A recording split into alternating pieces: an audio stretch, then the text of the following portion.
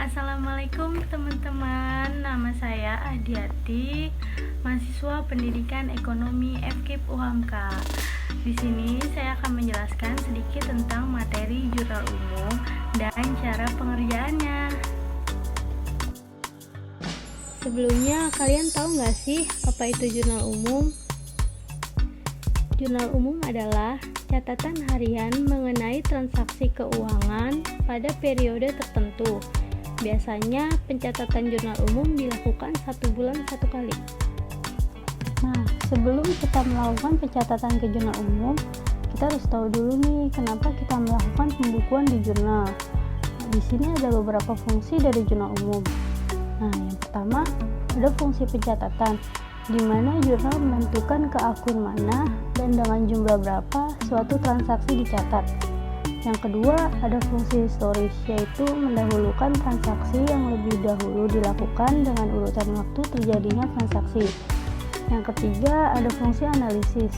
Jurnal menentukan nama akun, jumlah uang yang dicatat, sisi debit dan kredit. Yang keempat, ada fungsi instruktif. Artinya, jurnal merupakan suatu instruksi akun harus dicatat sesuai dengan apa yang akan tercatat pada jurnal. Dan yang terakhir, fungsi informatif. Artinya, jurnal menyajikan tanggal, nama akun, keterangan transaksi, dan jumlah uang. Bagaimana pendapatan jurnal umum? Akun atau perkiraan transaksi itu ada 5, yaitu harta, hutang, modal, pendapatan, dan beban. Untuk akun harta, jika bertambah, simpan di debit, dan jika berkurang, maka simpan di kredit. Untuk akun hutang, modal, pendapatan, jika berkurang, maka simpan di debit, dan jika bertambah, maka simpan di kredit. Sedangkan untuk akun beban, jika bertambah, simpan di debit, dan jika berkurang, simpan di kredit. Ini adalah bentuk dari jurnal umum. Ada identitas suatu perusahaan, ada keterangan jurnal umum, dan kemudian ada periode waktunya. Di dalam kolom ada tanggal terjadinya transaksi, ada nama akun, kemudian ada kolom referensi. Dalam kolom referensi ini boleh diisi, boleh tidak. Ini menunjukkan dari kode setiap akun. Kemudian ada kolom debit dan kredit. Nah, sekarang kita lihat contoh pencatatan transaksi ke jurnal umum. Di sini sudah ada soal transaksi yang dilakukan oleh PT Cinta Mawar.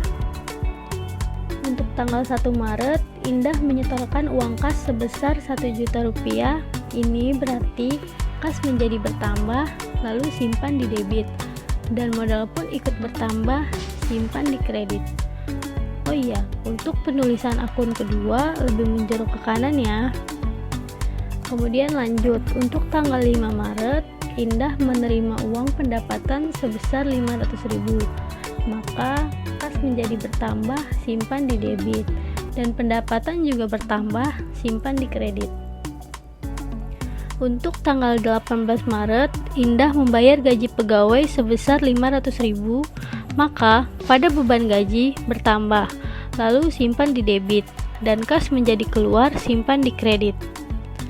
Kemudian untuk tanggal 20 Maret, Indah membeli peralatan sebesar 300.000 secara kredit.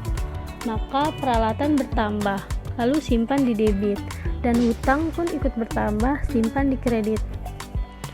Pada tanggal 27 Maret, Indah membayar hutang sebesar 250.000 kepada PT Muara Kasih. Maka hutang berkurang, simpan di debit, dan kas juga berkurang, simpan di kredit. Nah, setelah kita masukkan semua transaksi di atas, kemudian kita jumlahkan kolom debit dan kredit. Dari yang kita jumlah, pada kolom debit total penjumlahan terdapat 2.550.000 dan total kreditnya adalah 2.550.000. Berarti ini membuktikan catatan jurnal umumnya sudah betul karena jumlah debit seimbang dengan jumlah kredit. Oke, sekian dari saya mengenai penjelasan materi jurnal umum dan cara menyelesaikannya. Semoga ilmu yang saya berikan dapat bermanfaat untuk kita semua. Jangan lupa like video ini dan share ke teman-teman. teman-teman